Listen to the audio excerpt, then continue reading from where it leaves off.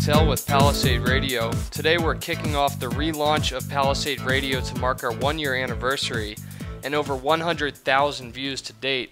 We put together an all-star lineup of industry experts that include Jim Rogers, Doug Casey, Eric Sprott, Rick Rule, Frank Holmes, James Turk, and today on the show with us is renowned investor Marc Faber. Marc, thanks for joining us. It's my pleasure, thank you. Marc, you need no introduction, but for those listeners that do not know, Marc resides in Thailand and is the publisher of the widely read newsletter The Gloom, Boom, and Doom Report.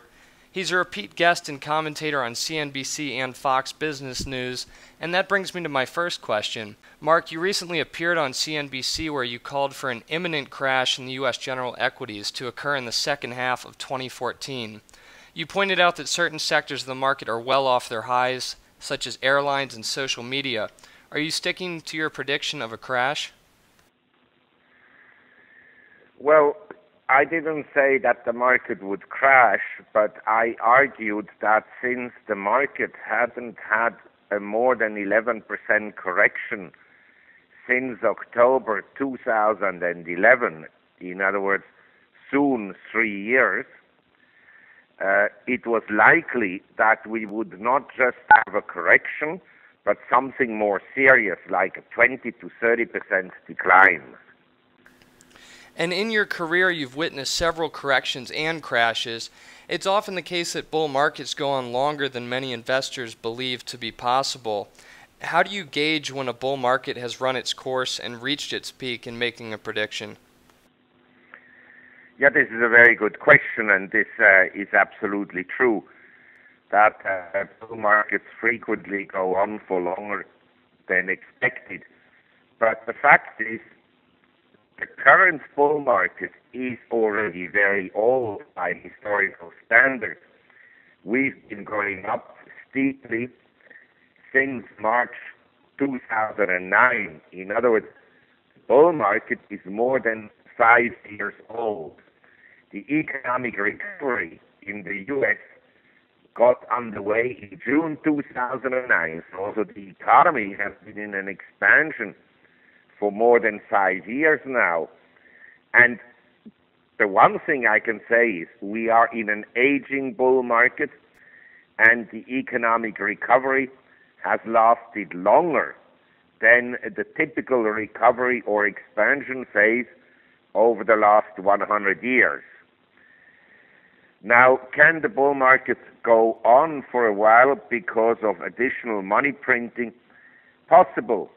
But in my view, for asset prices to continue to go up, the Federal Reserve would have to actually increase the asset purchases and not taper. And that is maybe politically quite difficult to do. And that's exactly my next question. If there is a correction or a crash, what type of reaction do you expect the Federal Reserve to take? If the stock market starts to pull off, do you believe the taper will be reversed? Well, as you know, the Federal Reserve, each time there was a problem, they flooded the system with liquidity, starting essentially with the tequila crisis in 94, LTCM in 98, the dot-com crash after March 2000, and the housing bust after 2007. So I suppose that they would again try to support asset markets. The only problem in that is, as you know, one of the problems of this expansion, which has been by historical standards very modest in terms of its momentum, and it hasn't really trickled down to a large segment of the population. One of the problems is really that because of the expansionary monetary policies and the asset purchases, numerous assets are not affordable by the majority of people. So if the Fed decided to print money in order to support asset markets, the impact may be actually negative on the economy because prices would start to rise. While the general equities are hitting all-time highs, some sectors such as gold mining equities are at multi-year lows. I understand that you're bullish on some mining equities. Talk about mining and maybe any other sectors that you believe are poised to rise. Well, I mean, if you look at a broad number of asset classes, bonds, equities, real estate, art prices, collectibles, commodities, in general, the prices are elevated. Of course, I'm aware that gold has corrected from $1,921 down to a low of $1,180, and now we're around $1,300. But in general, asset prices are much higher than they were, say, 10 years ago. Real incomes in the United States for the typical household are down. In other words, prices have gone up more than wages. Now, the only asset class that, in my view, appears relatively and absolutely depressed are gold mining shares and silver mining shares. Because if you look at the Dow Jones or the S&P, and then you look at, say, the GDXJ, which is the Junior Gold Mining Index, the underperformance has been colossal.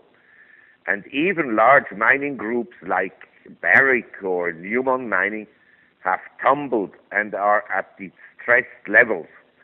So as a contrarian or as a value investor, you would have to say, okay, these are not momentum stocks. They are building a base, but here I find some reasonably good value compared to other asset prices. Don't forget, now, yesterday, the German 10-year Bund traded below 1%. The French government bonds are yielding less than U.S. Treasuries, which are yielding, the Treasuries in the U.S. 10-year notes are trading at 2.4%. So all these assets, government bonds, equities, and so forth, are essentially inflated, whereas the gold mining sector is deflated. Many metals investors, remembering 2008, fear that a crash in the general equities could send the mining shares spiraling downward, even as they're at multi-year lows. For the past 3 years, the mining shares have been negatively correlated to the general equities. But if a crash occurs in the general equities, do you see the negative correlation holding and the mining stocks actually going up?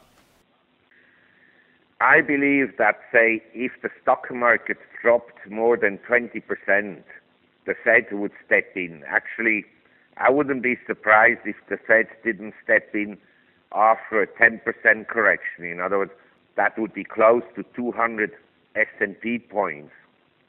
But on a 400 S&P points decline, for sure the Fed would again implement asset purchases. And I think at that time, gold could really take off. And because junior mining stocks and the large ones, due to their high leverage, are a leveraged play on the price of gold, I think, yes, they could go up if stocks declined. Mark, you live in Thailand. I would imagine that living in Asia and being deeply involved in finances has given you a unique perspective on the Asian mentality towards precious metals. It's obvious that there's been an influx of gold into Asia over the past few years. However, what is unclear is if Asians are buying more gold or if the metal is flocking there to avoid political risk back home. What's your take on the movement of gold from west to east? Well, basically, it's very interesting. It's a very interesting situation because we have in the West rumors of gold market and silver market manipulation by most likely central banks that want to depress the price. And on the other hand, the Asian sovereign funds, central banks, individuals are buying gold. And so you have to ask yourself, what is actually the motivation of Western central banks to depress the gold price? Because their interest would be to sell gold at as high a price as possible to the Asians, but that is not the case. But I think in general, we have had over the last 10, 20 years, especially following the Asian crisis of 97, 98, a huge increase in wealth in Asia, in central bank reserves, in sovereign funds, in private wealth. And if you have $1 billion, what is it for you to put, say, 10, 20, 30, $50 million in gold?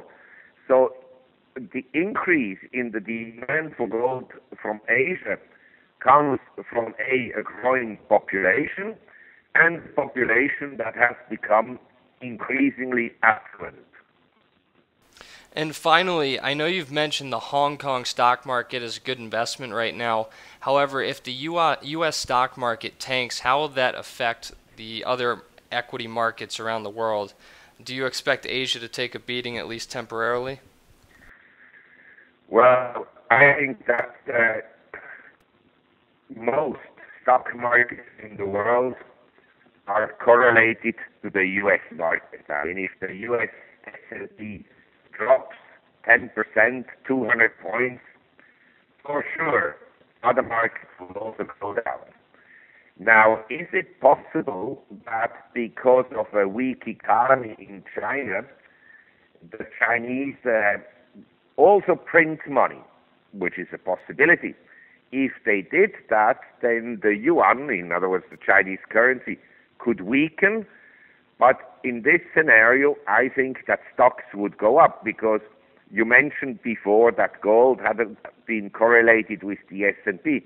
That is correct. For the last few years, since 2011, gold has gone up and the S&P has gone up.